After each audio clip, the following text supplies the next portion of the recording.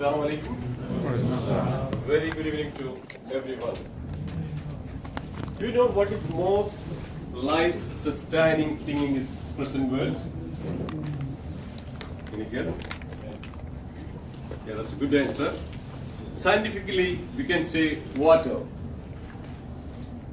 But most of the time, we get answer like Facebook, WhatsApp, moreover, internet. But today, I'm talking of a different thing, which is therapy. When you hear therapy in this part of the world, you will immediately remember the business card placed on your car windows.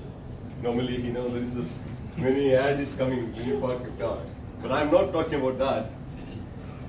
Nevertheless, nowadays, our health is closely connected to therapies. There are many therapies, water therapies, breathing therapies, swimming therapies, and so on. And nevertheless, let me begin with this first therapy, which is good for our health, is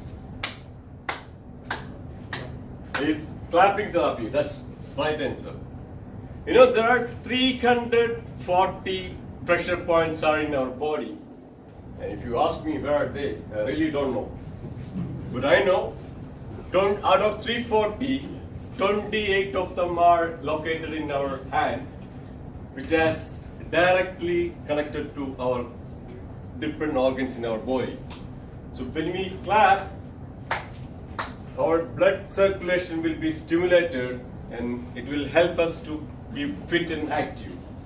So if you do this 30 seconds a day, it will be good for your health. You can try me, I'll show you the...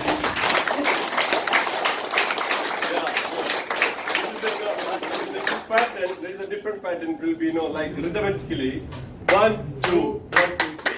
1, 2, 1, 2, 1, 2, 1, 2. Really will change our life. So please practice this one.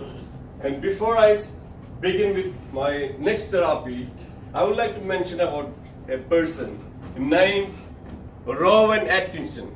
If you hear Rowan Atkinson, you might not be aware of him, but he's not a simple person. He's a classmate of our ex-British Prime Minister Tony Blair. He's very fond of classic car, and he's well known in this field. He has a very expensive car, and he's none other than our Mr. Bean, who make millions to laughter. So, no matter, laughing is one of the best health therapies in present world. So, no matter who makes you to laugh for no reason at all. But watch the surrounding carefully when you laugh alone, because the circumstances when you laugh alone. So, nowadays people choose different ways to laugh. Some watch movies, some cartoons, and a couple of months before, I happened to see a TV interview of an senior military officer. He said he used to watch the Malayalam movie called Boing Boing every day 30 minutes after returning from his duty to get relief from his stress. So, and I used to watch the satire on TV channel. Believe me, there is many humorous element to laugh. So, the beautiful beautiful smile contest. Likewise, laughing will be in a competition item very soon in the world. No wonder there are many laughing clubs exist all over the world. Likewise, my prediction is that this laughing is going to be in competition item in next Olympics too. So, and so please laughing, dear friends and brothers, laughing is like medicine. It can cure your illness It can stimulate your mind and strengthen your body. So, and it is an anti-aging solution to keep you young. Whoa, we all love that, keeping the young. And to put it in a nutshell, I would like to mention some facts about laughing. As a child, we used to laugh 100 times a day. And as an adult, we tend to be more serious and laugh infrequently. And as a woman laugh more than her male counterpart. Or in other words, you can say ladies laugh more than gentlemen. Sorry, gentlemen. And lastly, but not least, 15 minutes of laugh every day can add 2 days into your overall lifespan. So dear friends and brothers, laugh more and smile. Live good. Thank you so much.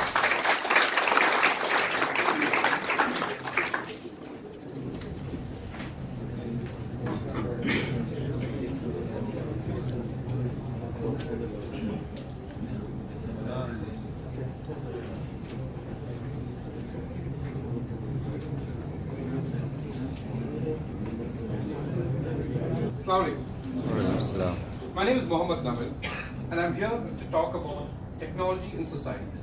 Oh, come on, don't be bored yet. I'm not here to talk about how technology is perceived to be positive, negative, what are the ill effects of technology, how can we use technology. No, none of that. I'm here to talk about how technology impacts the rise and fall of societies or civilizations. Let me repeat that. I'm here to talk about how technology impacts the rise and fall of societies or civilizations. Now let's go on a time machine back to the 8th century, where the Islamic golden age is just budding, and armed with the commands of the Prophet to look after knowledge, even if it's in China, a lot of people from the Arab world travel to China literally.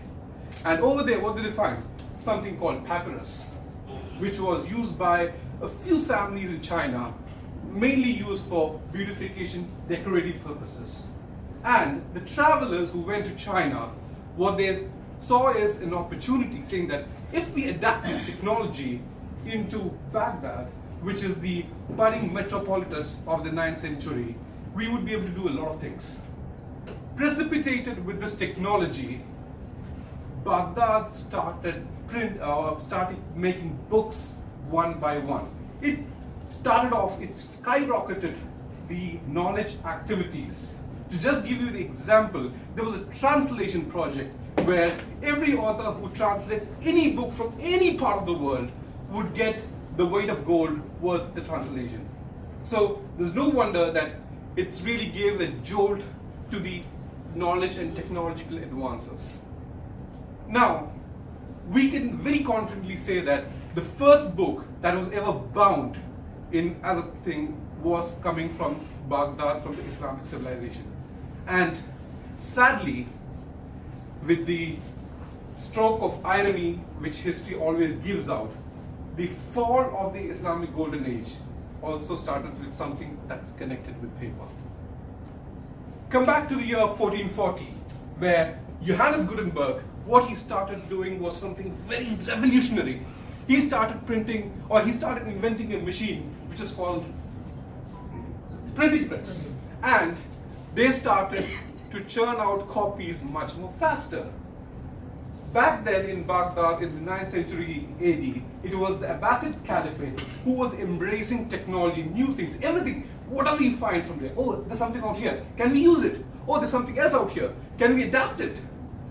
Come to 15th century, and the Ottoman Caliphate had been there, with a lot of strength for the Ottoman Caliphate, with the bureaucracy and everything. There was one small factor which actually pulled down the Caliphate. And do you know what that was? The printing press, when it first came out in the 15th century, and when it was first coming out to Ottoman Caliphate headquarters, the chief advisors over there said, this is infidel technology. It's not ours. It's theirs. We have something which is better. why go for this? It's not coming from us. It's us versus them. Never in the history of the Islamic Golden Age did something like that happen. If something like that would happen, there would not have been Ibn al-Khawarizmi or Ibn Haytham or al-Biruni or al-Farabi or Ibn Rushd. All of these people took knowledge from the Greeks or any part of the world from India and started working out on adapting it. And what happened was, in 1440, when Gutenberg first had the printing machine, and by the 15th century, there were 20 million copies. In about 60 years, 20 million copies taken on a printing press. And the first time a printing press came into the Islamic world was in the 18th century, and that too by Napoleon when he invaded Egypt. And this is something that actually started off the decline of the Ottoman Caliphate up to the 20th century, when after the First World War it was disintegrated. Now let's take something which is very closer to home. Tipu Sultan is fighting in the 18th century against the British, and he's fighting tooth and nail, and he needs cannons, and he's in an agreement with the French to support him in the war against British, and the French sent him cannons from Paris to fight the British. You know what Tipu Sultan did? After checking the cannons, he sent each and every cannon back to Paris, saying that your quality of cannons does not meet the Mysore cannons. And take it, right now, we have something called a Rafale deal, which we are buying F-16s and flights from France to a place where HAL is located in Bangalore, which is really near to Mysore. What happened is that when we stop to embrace technology, when we start labeling technology as not ours, this is not used by us, it starts a very vicious cycle which goes down the hill. Let me conclude my talk by quoting the eminent historian Arnold Toynbee. Arnold Toynbee, what he said was, civilizations, they don't fall, they don't decline because of internal factors or external invasions or environmental changes. They all contribute. But the single biggest factor is that the civilization which has had a great expertise in solving complex problems become incapable of solving new problems because they try to adapt the older technologies and try to, be rigid in terms of adapting them. So let's embrace technology, let's look at the world and see what it benefits us rather than divide technology us versus them. Thank you so much. I hope you have added some value to your evening. Thank you very much. Islam.